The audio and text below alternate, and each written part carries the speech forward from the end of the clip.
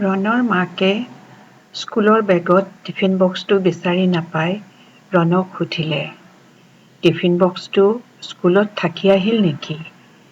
ৰণে তলমূৰ কৰিয়ে ক'লে, অলপমান টিফিন লোলাৰ কাৰণে লৈ আহিছিলোঁ। মোক দেখি কাষত থকা সকলোবিলাক কুকুৰ আৰু মাকজনীও দৌৰি আহিল। মই ভয় খাই মাটিত টিফিন বক্সটো থৈ দিলোঁ। গোটেইবোৰে চেলেকি চেলেকি টিফিন খালে। ৰাজু তেতিয়া ক'ত আছিল? মাকে জানিব বিচাৰিলে। ৰণ লাহেকৈ পঢ়া ঠাইৰ পৰা উঠি মাকক সাবটি ধৰি ক'লে, মা, প্লিজ ৰাজু দাদাক একো নক'বা। ৰাজু দাদাই টিফিন বক্সটো আনিব বিচাৰিছিল।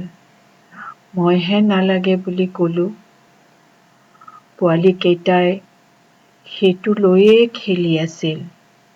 সেইকাৰণে মই আনিব নিবিচাৰিলোঁ। প্লিজ বেয়া নাপাবা দেই।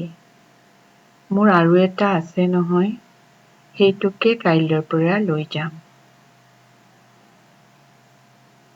চাই থাকিব আগলৈ।